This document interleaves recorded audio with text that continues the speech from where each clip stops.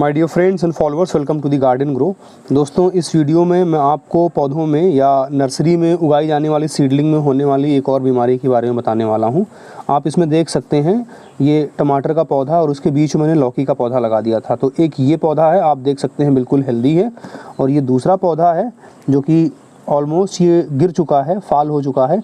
और यहाँ पे एक और तीसरा पौधा है जिसको आप देख सकते हैं ये उखाड़ने पे किस तरह से इसकी रूट सड़ गई है। दोस्तों, ये है वो बीमारी जिसको डैम्पिंग ऑफ के नाम से जाना जाता है। इसमें आप देख सकते हैं ये सीडलिंग है, बहुत बड़ी लौकी नहीं हुई है और इसकी पूरी की पूरी पत्तियां मुरझा गई हैं। अब आते हैं इसकी जड़ पे, जहाँ से इसकी बीमारी की शुरुआत होती है। दोस्तों, ये डैम्पिंग ऑफ बीमारी फफूंद से होती है और एक से ज़्यादा इसमें फंगस इन्वॉल्व होते हैं। सबसे ज़्यादा जो रोल होता है वो पाइथियम का और राइजोक्टोनिया का होता है। सॉइल में आमतौर पर दोस्तों ये फफूंद पाए जाते हैं और जैसे ही इनको कंडीशन फेवरेबल मिलती है ये रूट में, यहाँ पे आप देख सकते हैं रूट में किस तरह से ये एंटर करते हैं। और एंटर करने के बाद जो पौधों में जिस टिश्यू की वजह से जो सेल वॉल के बीच में थिकनिंग होती है और सेल वॉल होती है जिसकी वजह से पौधों में स्टिफनेस होती है, पौधा टाइट होता है, पौधा खड़ा होता है, उसको ये एंजाइम सिक्रीट करके डिग्रेड कर देते हैं, ख़त्म कर देते हैं।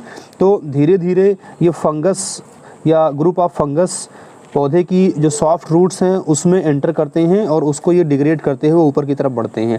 लेकिन जब तक ये डिग्रेडेशन सॉइल के नीचे का पार्ट है, जब तक ये डिग्रेडेशन सॉइल के नीचे होता है तब तक ये डिजीज़ नहीं पता चलती, क्योंकि ये अदर टिश्यूज़ को नहीं किल करता but for the mechanical tissue. तो सॉइल से ये दबे हुए होते हैं चारों तरफ से, इसलिए जो हमारी सीडलिंग है वो बिल्कुल खड़ी रहती है। लेकिन जैसे ही ये डिजीज़ या ये डिग्रेडेशन सॉइल के ऊपर की तरफ आता है, यहाँ पर आप देख सकते हैं इसको दबाने पर इसके अंदर आप देख रहे हैं कुछ भी नहीं बचा है, बस आउटर इसमें कवरिंग बची हुई है।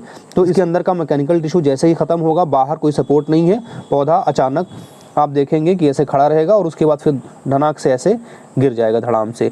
इसी गिरने को ही डंपिंग ऑफ कहते हैं। जो डंपिंग ऑफ सीडलिंग है ये सीडलिंग में ही होती है, क्योंकि जैसे ही एक बार आपका पौधा या सीडलिंग बड़ी हो जाती है तो इसमें मैकेनिकल टिश्यूज़ जो होते हैं वो काफ़ी हार्ड हो जाते हैं, सेकेंडरी ग्रोथ हो जाती है और उस टाइम ये जो वीक पैरासाइट हैं, चाहे वो पाइथियम हो या राइजोक्टोनिया हो या इसके जैसे और फंगस या फफूंद हो, तो उनका इन्फेक्शन इसमें कारगर नहीं होता और जो हार्ड टिश्यूज़ होते हैं उसको आसानी से ये डैमेज नहीं कर सकते।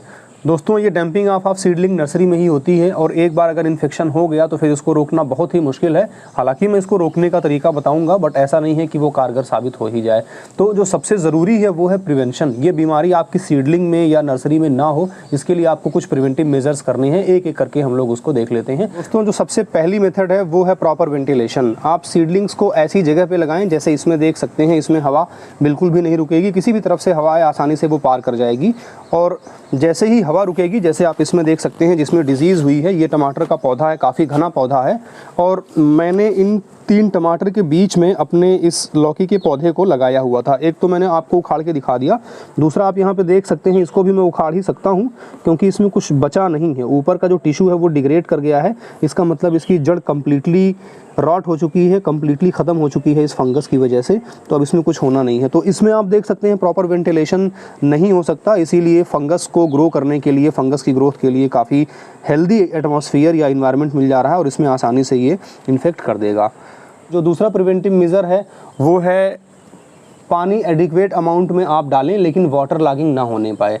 अगर 1 या 2 दिन के लिए भी पानी रुक गया, पानी परकोलेट नहीं किया, पानी बहा नहीं, तो ये जो वाटर लॉगिंग की कंडीशन है ये अगेन फफूंद या फंगस की ग्रोथ के लिए काफ़ी फेवरेबल इन्वायरमेंटल कंडीशन देगी और उसमें भी जो फफूंद है वो आसानी से ग्रो कर जाएगा और आपके पौधे में, आपकी सीडलिंग्स में इन्फेक्शन हो जाएगा। दोस्तों, जो तीसरा प्रिवेंटिव स्टेप या मेज़र है डंपिंग ऑफ से अपनी सीडलिंग्स को बचाने के लिए, वो ये है कि जहाँ कहीं भी हम लगाएं इस पे कुछ टाइम के लिए प्रॉपर अच्छी वाली तेज़ वाली धूप आ ही जाए। जैसे आप ये देख सकते हैं इस लौकी के पौधे में ऊपर से आसानी से इसमें धूप लगती है तो इसकी ग्रोथ अच्छी है। हालांकि दोनों ही एक साथ के लगे हुए हैं, जबकि इसमें आप देख सकते हैं यहाँ कहीं नीचे इसमें पौधा लगाया हुआ है, ये पत्ती आप देख सकते हैं काफ़ी हद तक सूख गई है। तो ऊपर टमाटर इतना घना हो गया है कि नीचे इसके ऊपर अच्छी सनलाइट पड़ेगी ही नहीं, तो आसानी से इसमें जो नमी है, ह्यूमिडिटी है, वो बढ़ जाएगी और बढ़ने की वजह से डंपिंग ऑफ सीडलिंग होने के चांसेस बढ़ जाएंगे। दोस्तों, इसके अलावा डंपिंग ऑफ सीडलिंग होने की एक और वजह हो सकती है कि जो हमारी सीड है, सीड ऑलरेडी पहले से इन फंगस के थ्रू कंटामिनेटेड हो, लेकिन उसको हम अपनी आँख से नहीं देख सकते। तो हमें क्या करना है, जहाँ कहीं से भी सीड खरीदना है, कोशिश ये करनी है कि सर्टिफाइड सीड हो, जिसमें पहले से कम उसमें पढ़ के आप ये समझ सकें कि पहले से इसमें कोई इन्फेक्शन नहीं है या बहुत ही कम इन्फेक्शन होने का खतरा है। ये तो हुई वो प्रिवेंटिव मेजर्स जिसके थ्रू आप इस डंपिंग ऑफ को होने से अपनी सीडलिंग्स को बचा सकते हैं और यही सबसे कारगर है। लेकिन एक बार अगर आपको ये डिजीज़ किसी एक पौधे में दिख जाए तो आप उसको ट्रीट करने की कोशिश कर सकते हैं। हालांकि ट्रीटमेंट बड़ा मुश्किल है क्योंकि बहुत ही तेज़ी से इसकी ग्रोथ होती है और आपको तब पता चलता है जब पौधा गिरना शुरू हो जाता है, रूट में उसके एक हफ्ता पहले से इन्फेक्शन हो जाता है। तो बड़ा मुश्किल है रोकना, बट मैं आपको एक तरीका बता देता हूं। चूंकि ये फफूंद से होने वाली बीमारी है तो मार्केट में या जो बीज भंडार है वहां पे आप जाएं और कोई भी फंजीसाइड आप आसानी से ख़रीद सकते हैं। मेरे पास फ़िलहाल ये एक फंजी क्योर करके ये ऑर्गेनिक फंजीसाइड है जिसका जो एक्टिव प्रिंसिपल है वो क्लोव ऑयल है और हो सकता है ये काम करे या ना भी करे, क्योंकि मैंने पहले से ही आपको बता दिया कि बस एक ये कोशिश आपकी होगी कि इसको आप स्प्रेड होने से, फैलने से रोक सकें। हालांकि ये डिज़ीज़ तभी आपको दिखती है जब पहले से ही इन्फेक्शन काफ़ी ज़्यादा हो जाता है। तो इस तरह से आप कोई भी फंजीसाइड ले लें और उस फंजीसाइड को जो भी डोज बताया हुआ है या जो बीज भंडार वाला जो डोज बताए या रैपर पे, शैसे पे जो लिखा हुआ हो, उस डोज में आप इसको पानी में घोल लें।